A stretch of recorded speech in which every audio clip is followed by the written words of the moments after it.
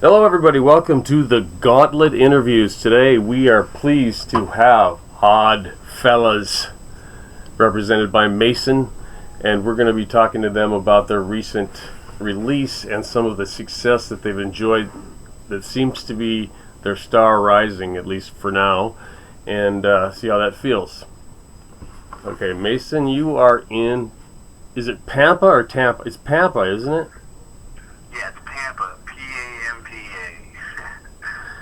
Okay, so Mixes up with Tampa a lot. is that out by like Laredo and No, that we're actually in the Panhandle. I don't know if a lot of people know where that's at. that's It's okay. I think I know where it's at. It's the east, the western sort of thing that like sticks. northwest, Yeah. right north of Lubbock. If you know where Texas Tech is at. Yes, okay. Now I'm in the right zone. And so, did the whole band originate there, Mason? Yeah. Our singer Drake, he got together with a guitar player out of Amarillo and started playing shows under the name OddFella's in like early mid 2017. Okay. I see. I noticed his hair's grown. Yeah. I mean, at first I thought, did they get a second singer? Because this guy was doing a more alty sound, and then later he's like doing a real Austin blues sound with his vocal.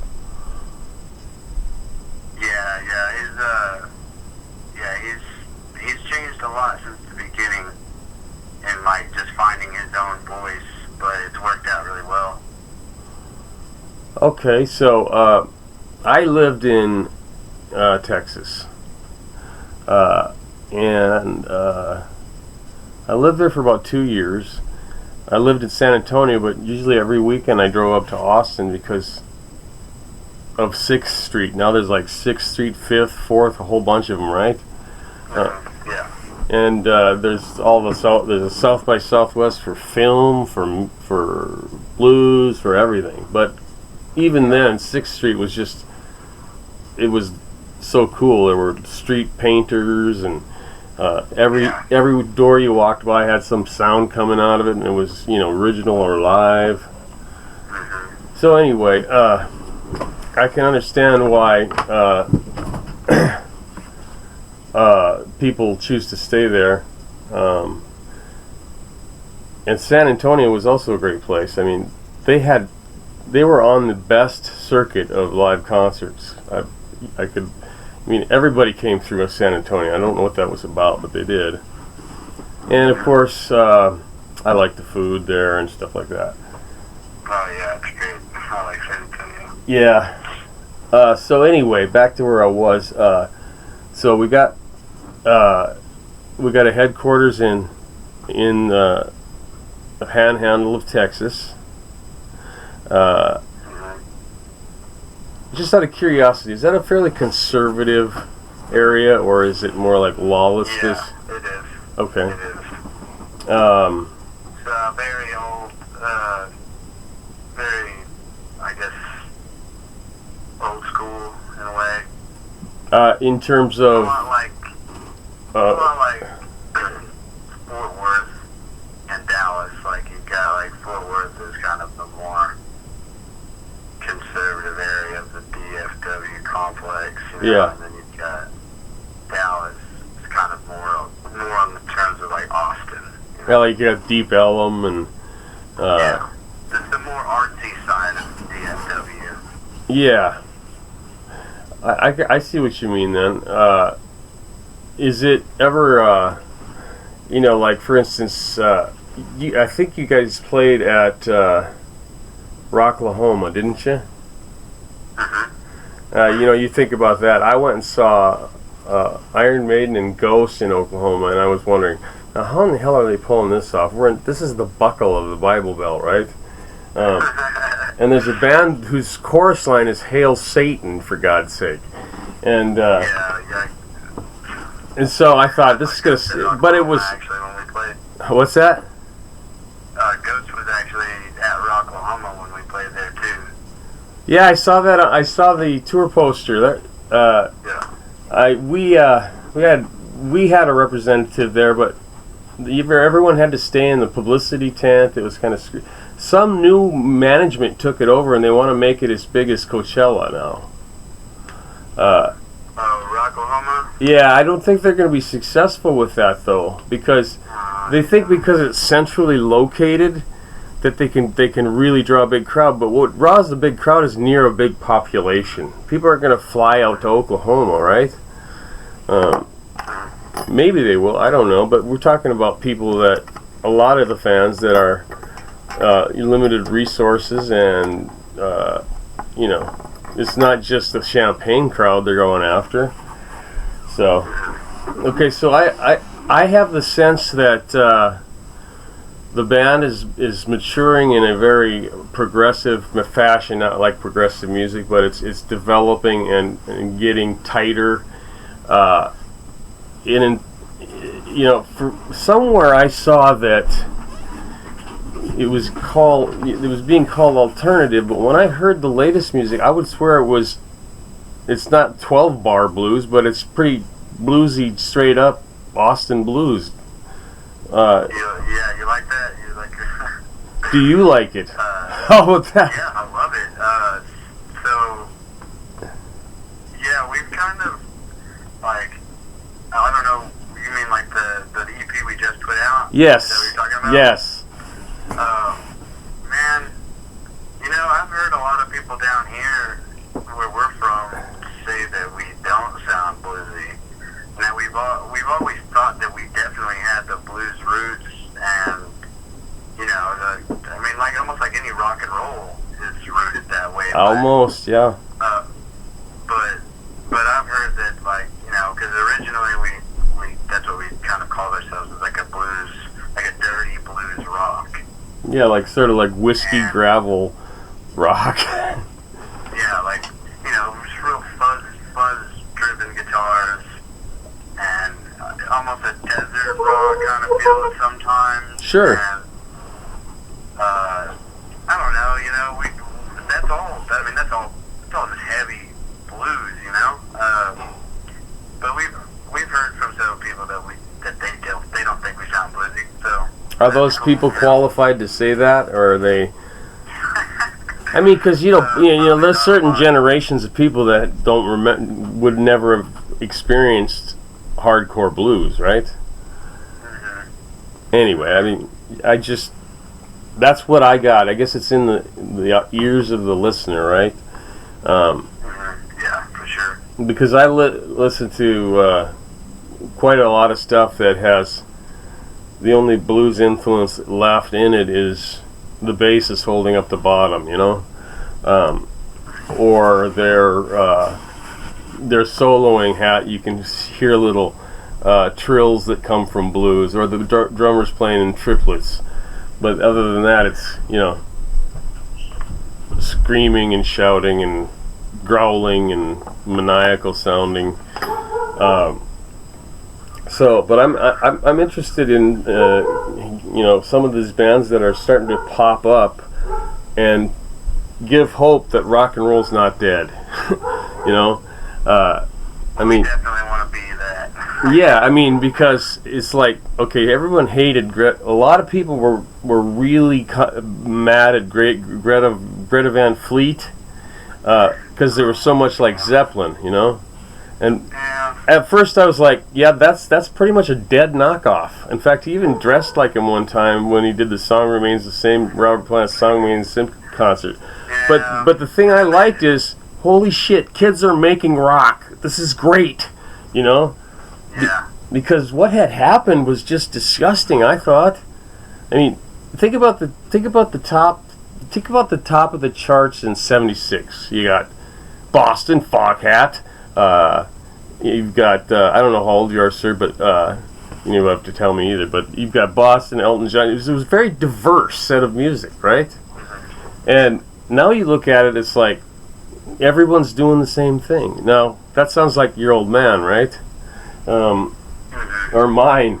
But actually, I saw this special on it, and there is actually an algorithm a recipe for how they make pop. These two producers were making most of it. Oh yeah, I've definitely heard about that before. Yeah, and it's like, okay, that's I always consider in our day and age with streaming music that musicians that continue to go through what is now probably the toughest way to make money in the world now. Just for that 45 minutes on stage, you know, they always tell me it's just worth it. It's all worth it because it's an amazing experience. So, how's the critical acclaim been for you guys? From, I know the EPs don't usually get as much coverage, but they do get coverage if it stands out. Have you gotten any critical acclaim on reviews, album reviews and stuff? I feel like they've been pretty good. I mean, we obviously haven't seen a bad one or anything like that, but Well, that's good. I mean, yeah, I mean, there's been some really, really good reviews on it, like, you know, stuff that just makes you stand a couple inches taller because, you know, just some of how they word things, and you're just like, man, that just feels really great to hear somebody say that kind of stuff about us, you know, and then put us in the realm of some of our favorite bands, you know, growing up. And, I mean, we've really enjoyed the whole process, you know, the recording and, you know, getting it out, trying, you know, working tooth and nail to get it heard, you know. Yeah. So to see those reviews and yeah, it's been awesome. So you guys are a serious band. You're not just playing around. You got an end game in mind. Very much so. We're all in full time. I love it. I love that, man. Dedication. Something that's died in our, and people are just going to try to get on American Idol to make it, you know. Yeah. That's awesome though. Just the quick way, you know. Yeah, it's like my daughter's like, you know, I got to figure out a way to get on that because I want to have a musical career. And I'm like, if you want a musical career, go slug it out for 15 years till you're almost dead. That's all it takes, you know. Yeah. Oh man, that's funny. That's where we're at, you know. We see a lot of bands that work really hard on the road as well, you know, like, and that they're still struggling.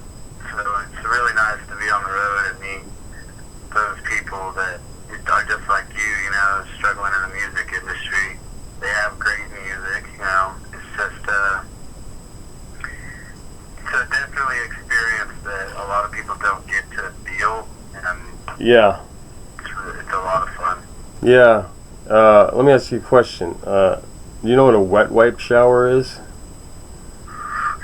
Yeah, for sure. Okay, some of the things I hear that musicians have to go through, just as evidence that they'll do it. They'll do anything. And then there was a group I interviewed one time that they lived strictly on peanut butter for almost a month. Oh wow. And if there was anything to live on for a month, I'd probably pick peanut butter, to be honest with you.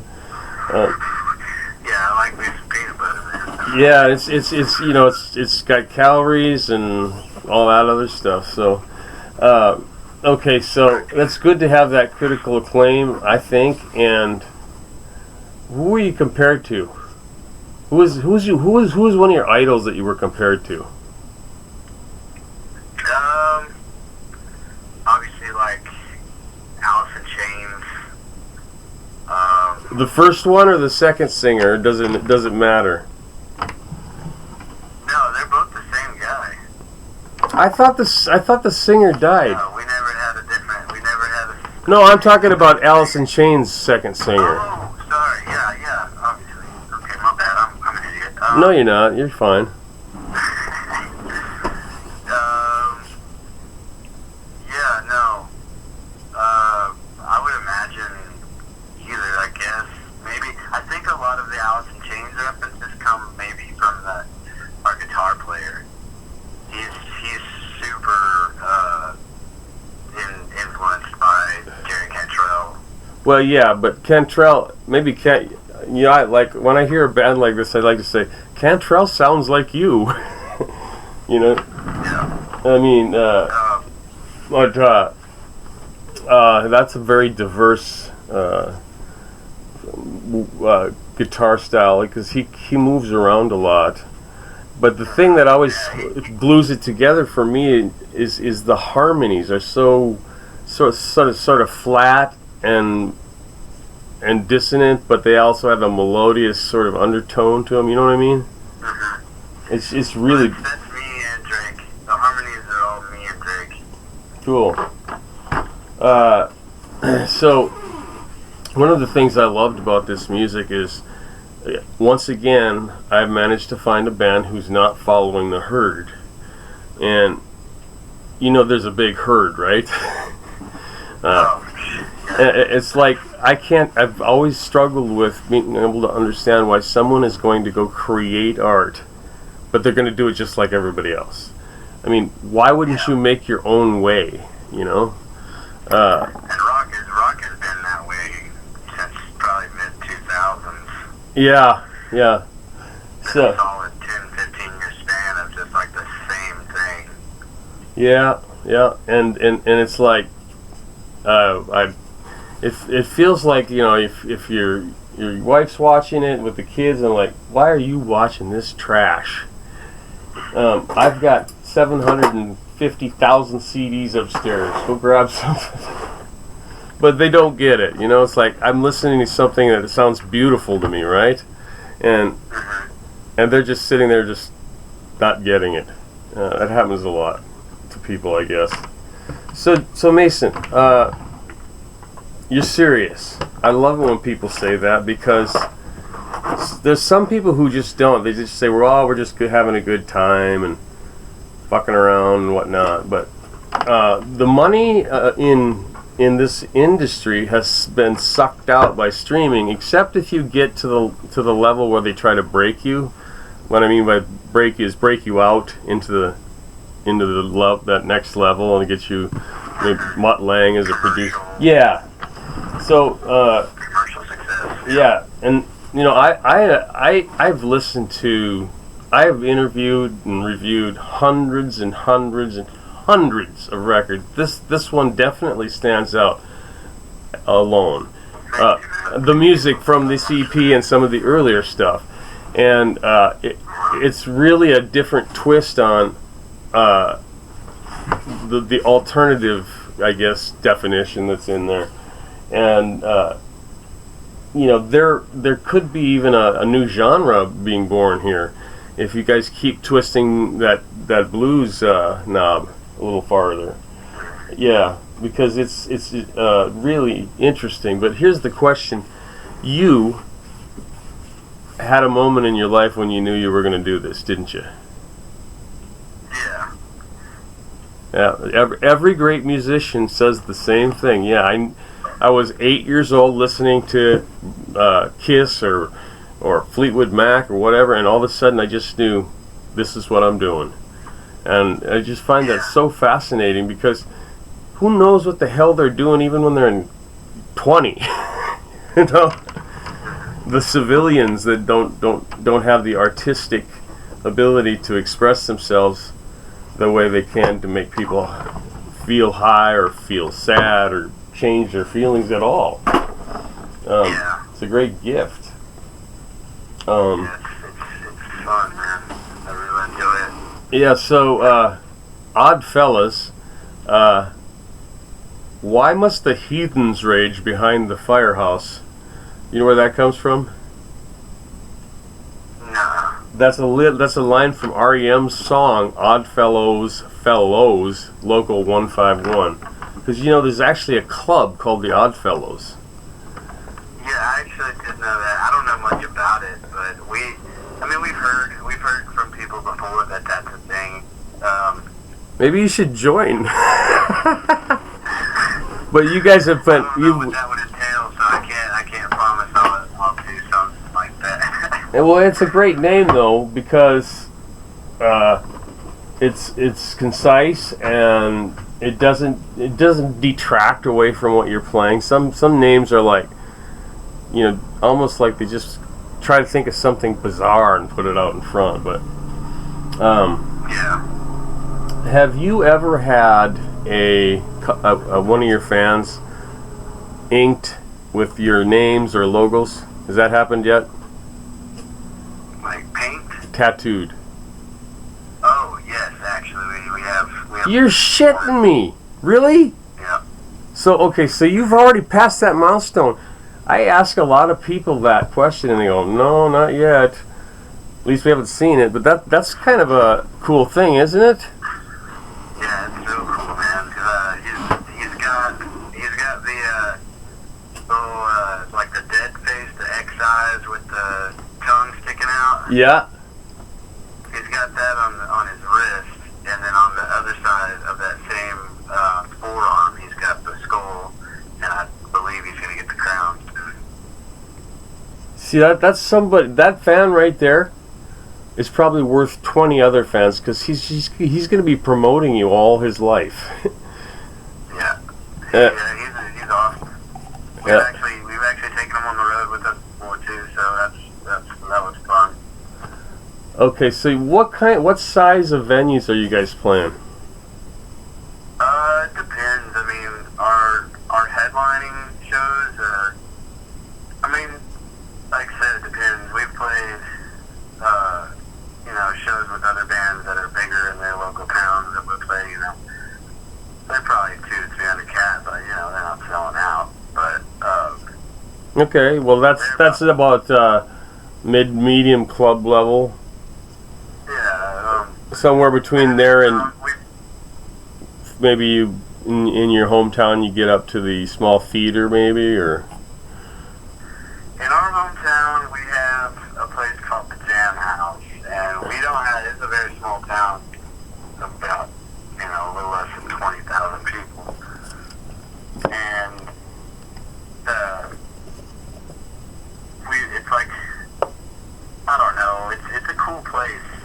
It's hard to explain what it's like, though, because it's not a bar, and it's not a technical venue. I don't know about all that, like, we're able to do BYOB. oh, okay. Is it all ages as well?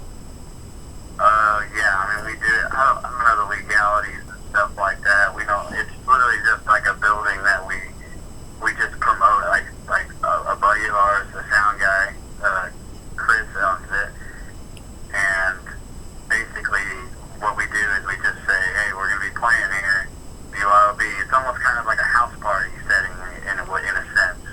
Oh, that sounds like fun, dude. And Real fun. it's amazing, man. We the place every time now, and it's just, oh man, it's so fun to do that, especially in a small town.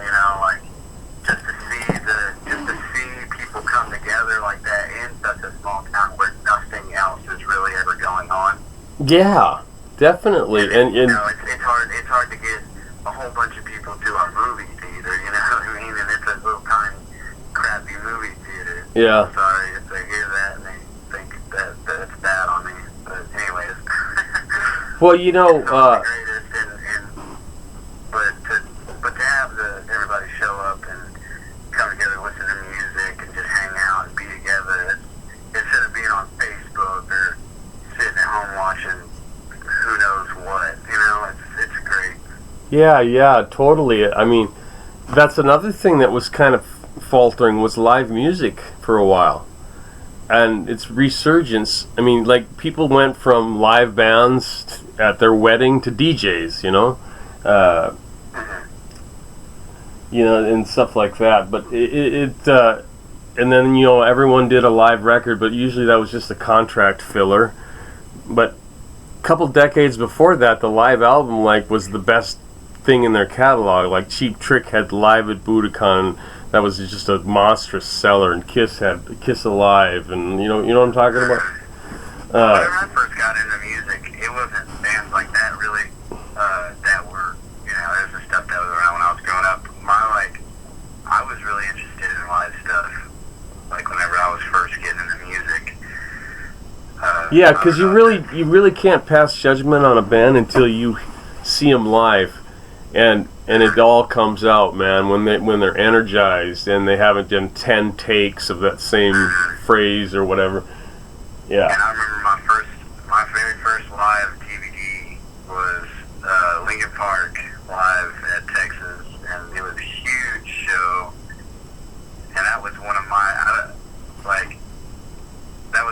favorite things to watch. I bet. There's a lot of the hair on the back of your neck standing up at a show like that. Yeah.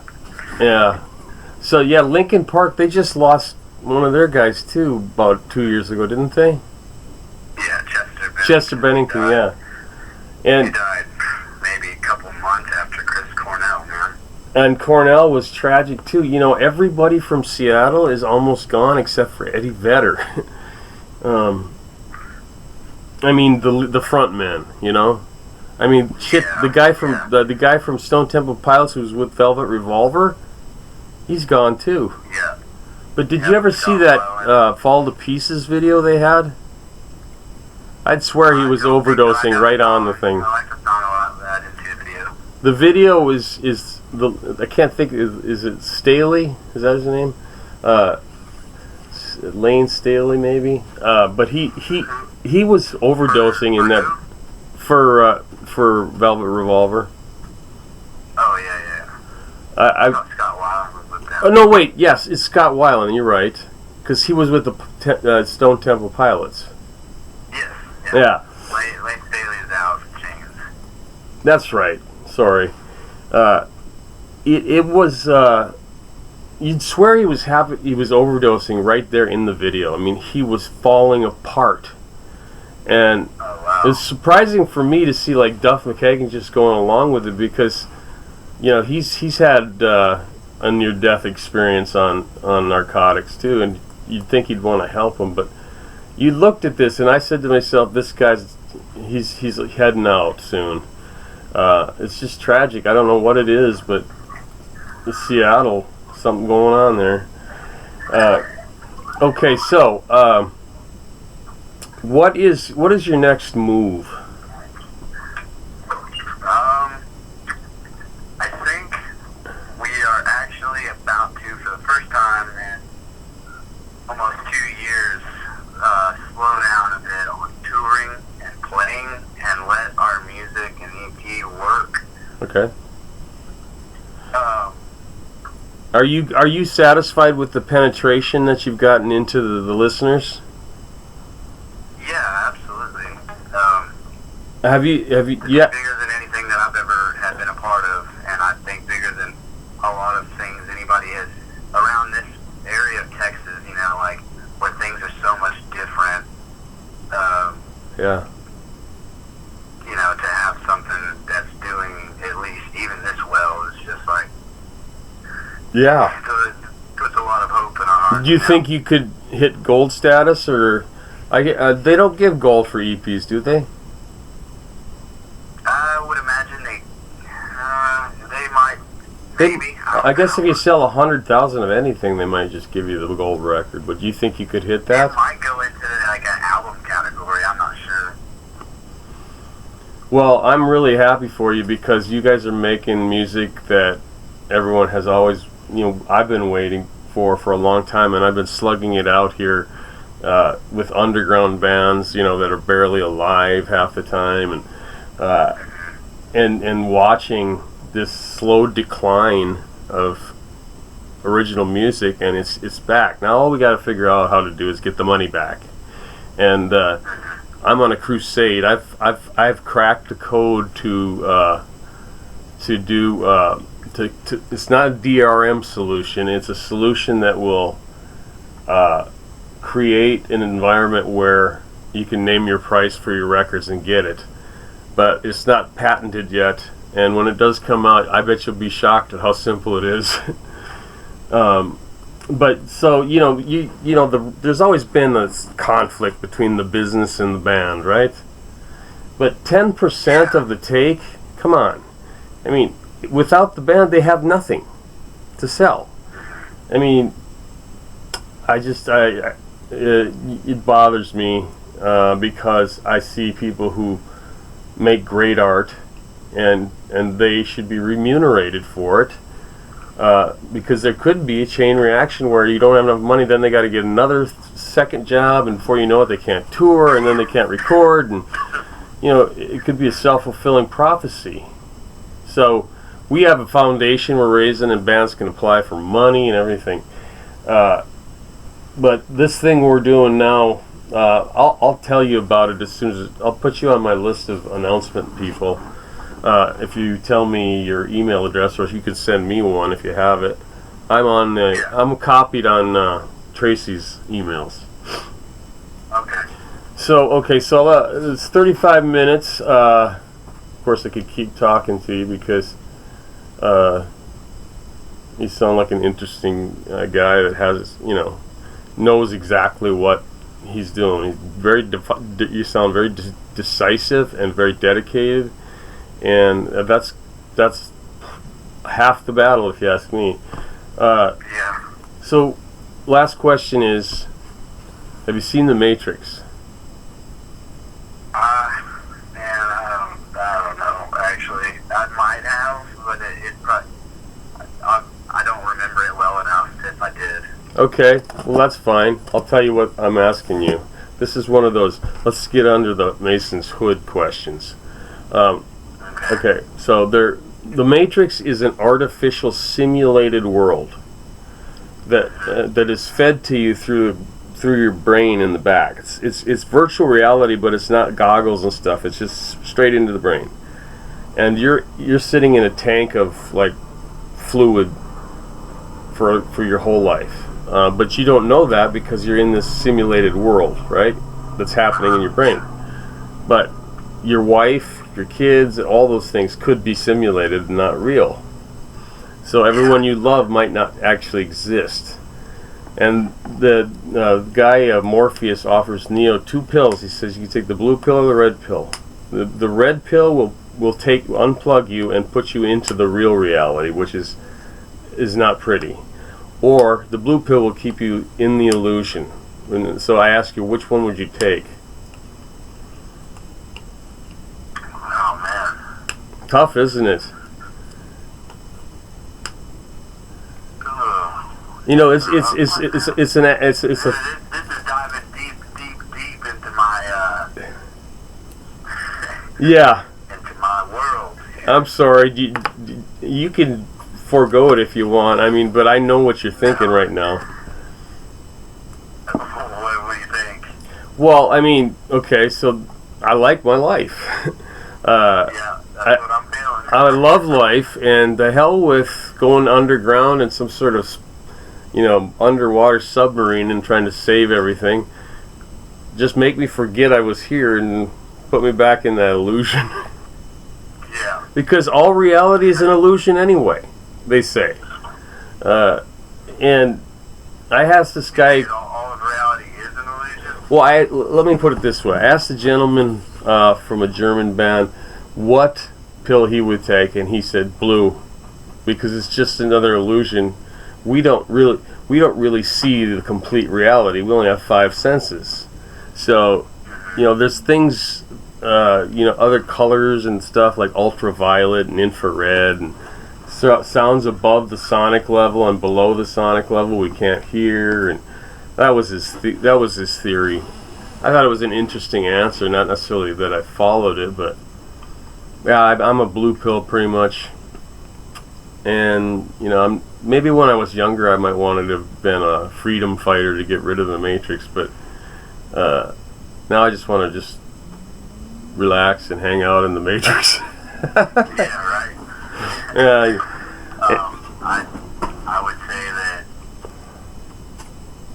I don't remember where I heard this, but it always stuck with me. It's like,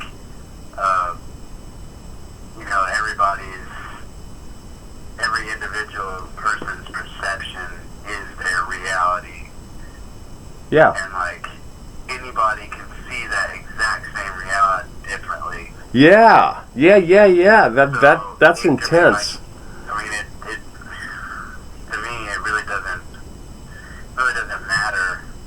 I mean, it's always going to be what you think, therefore you know what I mean? Okay, though that was cool.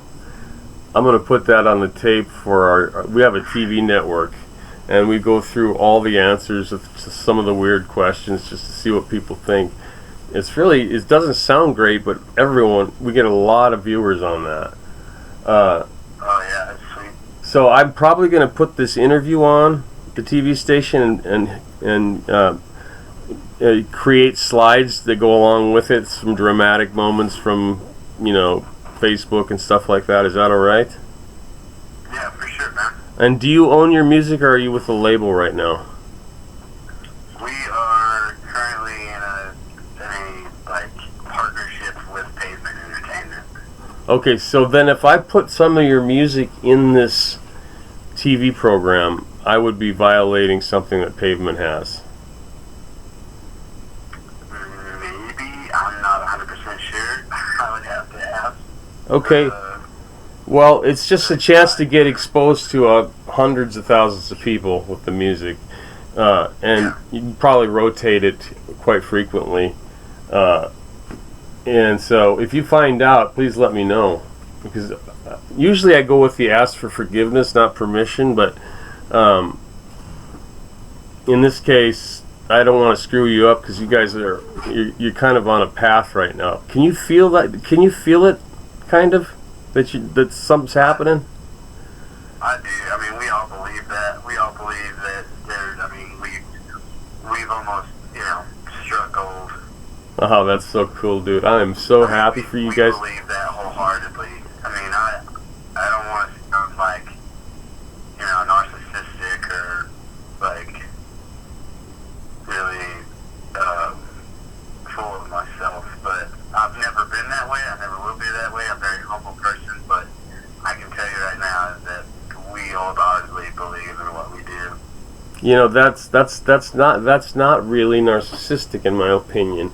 There's so many people who don't believe in what they do, and then as a result, they don't really produce anything of quality. I mean, if you believe in what you're doing totally, and it's authentic reflection of your belief, it's going to be great, So I think so.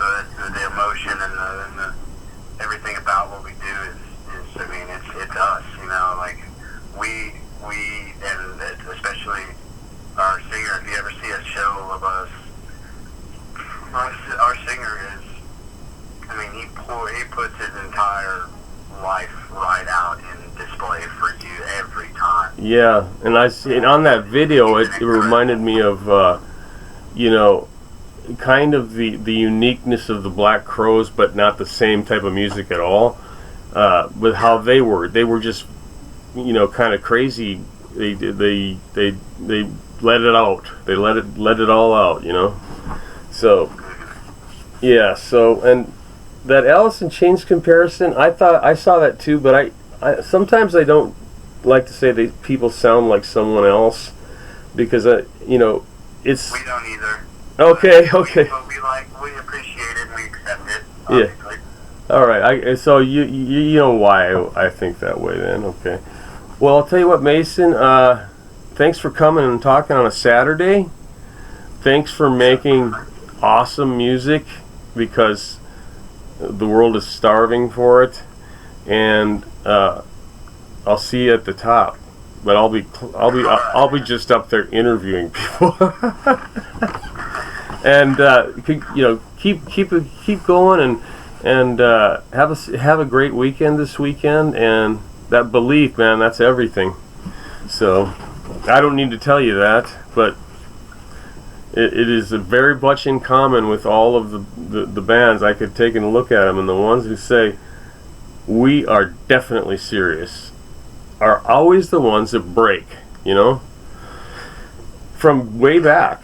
And I've been here for almost the entire rock and roll genre, so makes me an ancient fossil. But at the same time, I've gotten to see what works and what doesn't. So I'm a big fan of the music. We're playing it here at the studio all the time, and there are a lot of fans that are just like, they can't get enough of it. So if it's doing that here, it's got to be doing that in lots of places. Well, thank you, man. Thank you for playing it. Yeah, you bet. Definitely. Thanks for having me. Yeah, Mason, like I said, if you find out from your label boss that he would grant the ability to have it played on a streaming television network called The Gauntlet is what it's called, Gauntlet TV, we'd keep it going every 30 minutes for a while. So it's not like Sirius satellite radio, but it does help. Because I think we are at 275,000 subscribers now, so that's a good little. Yeah, that's awesome, man. That's a good group. I'm sure that we won't have a problem with it, but like I said, I don't want to say anything. Yeah, I understand. You don't want to blow the deal you got going. Sounds like it's a good one. They've been great. I mean, they've been great up till now. So. And who was it that was the publicist? Oh, you guys are with Tom, aren't you? And Tracy. Yeah, and Pavement has actually been doing a lot of that as well. I mean, that's pretty much what we paid for. I mean, that, like, you know, like, with publicist services and stuff, you know, like, Sure. we kind of had that same deal with the label. Yeah, that's a lot of labels provide that as well, but as far as just strictly publicist goes, Tag Yeah. is the best in the business. I've known those guys forever. They are really, they work hard for you. I mean, I can call Tom at like 4 in the morning and he says, "Hello, what can I do for you?" You know, so it's like weird. But anyway, thank you again. Have a great weekend, folks. We've been talking to Mason, and he is with the band OddFella's, which is quite a special opportunity to see live if you get them on their next tour. But for sure, get out and get this music because you're gonna love it. All right, that's it for tonight's interview. Thanks a lot for joining, and we're out. Okay, and and we're done now. So when it comes up, I'll tell Tracy, and she'll probably tell you. Yeah. All right, and Good work, man. thanks again. It was really helpful. Yeah. Really, Thank you, man. you bet. Bye bye. Appreciate it. Bye.